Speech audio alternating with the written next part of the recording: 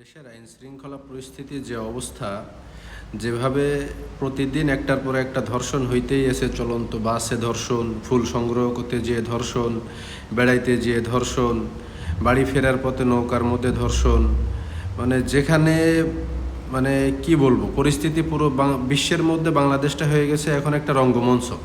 হ্যাঁ, যার যা মন চাইতেছে সে তাই করতেছে। আসলেই কি এই ধর্ষণটা অ্যাটলিস্ট রোধ করা কি সম্ভব না?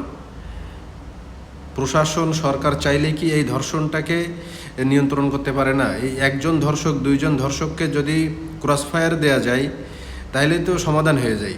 যদি একজনকে ক্রেনের উপরে ঝুলাই রাখা যায়, একজন ধর্ষকরে হাজার হাজার জনগণের সামনে যদি ঝুলাই রাখা যায় যে সে ধর্ষক, সে এরকম একটা অন্যায় করছে, সে ধর্ষক, তাকে যদি ক্রেনে একদিন ঝুলাই রাখা যায় তাইলে অন্তত আমার মনে হয় যে এই ধর্ষণ রোধ করা সম্ভব। সারা দেশব্যাপী একটার পর একটা ধর্ষণ, একটার পর একটা ধর্ষণ, প্রতিদিন নিউজ আসতেছে ধর্ষণ। এই 7 মিনিট আগে যমুনা টিভিতে একটা নিউজ দেখলাম যে ফুল সংগ্রহ করতে যে ধর্ষণের শিকার।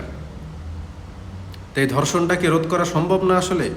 চাঁদাবাজি, খুন, গুম, ঠিক আছে, কিছু কিছু ছিন্ন বিচ্ছিন্ন ঘটনা থাকে, সেগুলো আলাদা হিসাব, কিন্তু এই যে মানবতার যে অবক্ষয় হয়ে গেছে, মানে এমন পর্যায়ে চলে গেছে যে মানুষই মনে করতেছে না, যার যা মন চাইতেছে সেটাই করে বেড়াইতেছে।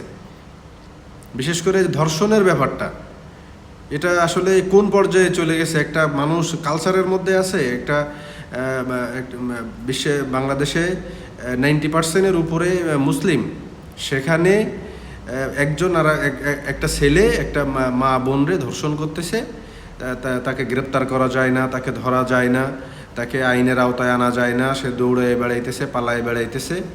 কেন সরকার কি, প্রশাসন কি চাইলে পারে না যে একটা দৃষ্টান্ত স্থাপন করতে যে সে ধর্ষক, তার শাস্তি এটা কি করা সম্ভব না আসলে কখনো? প্রতিদিন নিউজ আসতেছে ধর্ষণ ধর্ষণ ধর্ষণ ধর্ষণ, এখানে ধর্ষণ, ওখানে ধর্ষণ, চলন্ত বাসে ধর্ষণ, হ্যাঁ, পার্কে ধর্ষণ, যে কোনো জায়গায় সেম অবস্থা। এটার প্রতিকার আসলে কি? এই যে হারকিউলিস যারা ছিল, গতকালকে একটা নিউজ দেখছে হারকিউলিস আবার বের হয়েছে। আমার মনে হয় যে পুরো দেশব্যাপী যেখানে ধর্ষণ সেখানে হারকিউলিসের দরকার। এরকম হারকিউলিস খুব স্ট্রংলি দরকার, যারা একদম ডিরেক্ট মেরে দেবে, ডিরেক্ট একদম শাস্তি হবে তাদের। ধর্ষকের কোনো জায়গা হবে না বাংলাদেশে, ধর্ষকের কোনো জায়গা বাংলাদেশে দেয়া যাবে না। তাদেরকে দৃষ্টান্তমূলক শাস্তি দিতে হবে এবং তাদের শাস্তি ফাঁসি, দর্শকের জনগণের সামনে ফাঁসি।